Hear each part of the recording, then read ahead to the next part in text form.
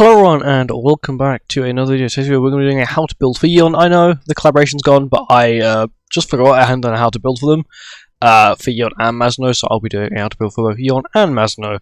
Once again, they will be in two separate videos, but they both will be uploaded today. So first, of course, we have Yeon, whose substats are like pretty standard. She doesn't really have anywhere she extremely lacks, and she doesn't have anywhere where she's insanely boosted. She's not like characters that have insane crit damage and low crit chance, or insane damage and very low defense related stats like Yeon, for example. They're just very standard. A 103 is good, pierce rate 81's like in the middle, resistance. Crit chance 111 is, I guess you could say, low, but it's still good. 218 crit damage is like standard for SSR characters. 9% crit resistance is on the lower side, but it's still good. Anything I would say below 90 is quite bad. 113 crit defense is high. Anything above 100, and I'd say 110% is considered high. Lifesteal is pretty standard, 14%, nothing too insane. And now on to skills. So our first skill, she has two unique skills. So first one's Firestorm. Firestorm is 2 times crit chance, 2 times pierce rate, and 30% increased damage dealt per ignite. Once again, you can sort of see she's a debuff based character. 200%, 300%, 400%. So pretty standard multiplier. Also very high level 1 multiplier with these effects, which is pretty good. It means that turn 1 she's probably going to hopefully put out some half decent damage. Onto her AoE skill. Which is really an insane amount of damage you can put out with this skill.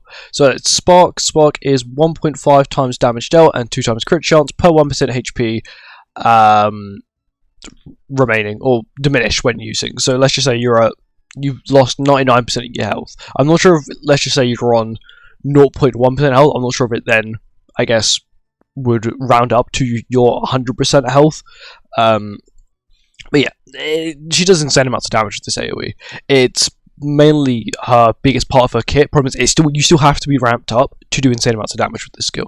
So it's a 150 multiplier, 200 and 300. I'm pretty sure that's the same as a Spike AoE skill, the same as a Roxy's. I'm pretty sure it's either the same or nearly the same.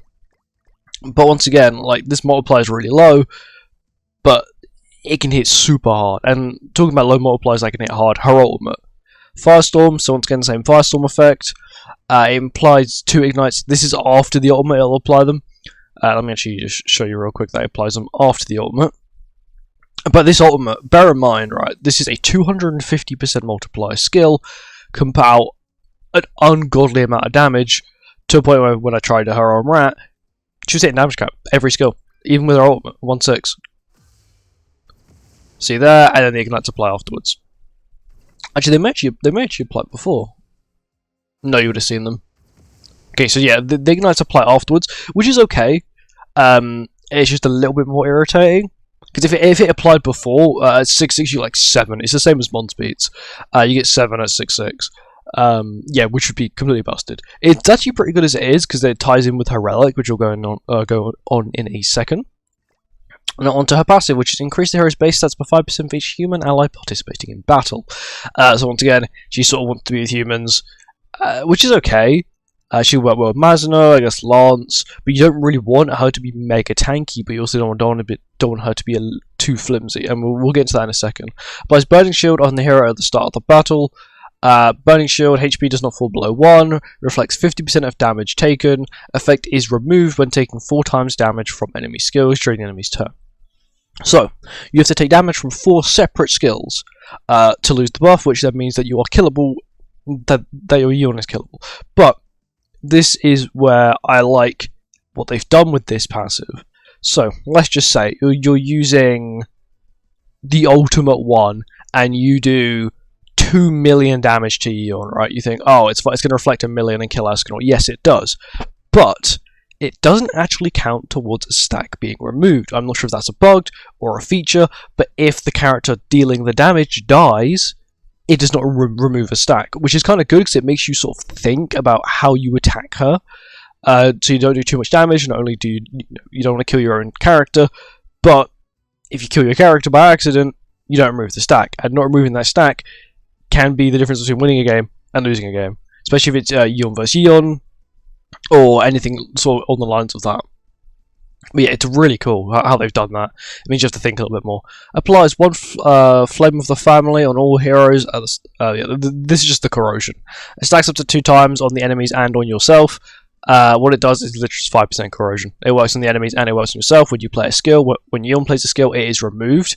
When it is removed, she gets a 10% crit chance buff and 10% damage dealt buff and a 10% crit damage buff up to 240%, meaning she can give herself a 240% damage increase and a 240% crit damage increase, and that is a permanent increase. So let's just say you get the buff super early on, you're playing, I don't know, I'll use Rat. Rat's a really good example because you can get him really quickly. Let's say you max out on Rat super quick. Let's say you max out on phase 1, you've got that buff all the way until the end of that demonic beast. And that's why that's so broken. It's because a 240% increased damage dealt. I don't think any character in the game apart from her can get that. And the crit damage boost. She's really got decent crit chance as it is. You give it even more crit damage as well. You put it on Rat, so you've got, like, let's say you've got 6/6 Liz, so you've got a 30% from Liz. Let's say you've also got Valenti, so it's another 40% attack related stats from Valenti. Using Yeon, there's another 28% attack related stats. And what you're looking at is you've got this, like, beast of a character that's got nearly 600 crit damage that just AoEs once and kills like all the towers, which is also a problem. I tried it out on floor 3, I just couldn't do it because the corrosion just kept, it was actually a lot more impactful than what I thought it was going to be, especially when I got petrified. But her damage was so insane, I just couldn't AoE on the 3rd floor because I would kill the tower I needed to move it to. But yeah, she's really good. And for her relic, standard stuff, applies one ignite effect on all enemies for 4 turns at the end of the enemy's turn, at the start of the ally's turn. So, one full rotation, it's 3 debuffs. So let's say it starts your turn, you apply one, it goes to their turn, it applies one, then it goes back to your turn, it applies another one. So you're looking at about 3 every rotation, which isn't too bad. Increased allies damaged up by 3% and decreased the damage taken by 3% for each ignite applied on the enemies. Bear in mind, in one turn, it goes to them, so it starts at you, goes to them, goes back to you. That's 3 on one enemy. It goes on to 3 enemies. Let's just say you're looking at 9 stacks of its passive of the relic, so you'll be at 27% damage increase. Not, that doesn't include the 240% you can get from the passive, by the way. And then of course in the 27% damage reduction as well, which is really good. Because damage reduction is a pretty big thing in today's meta. I think I'll give it an HP defense. You sort of just want him to be alive for as long as possible. I've just given her this HP defense set because with attack crit, I just feel like it's a little bit overkill.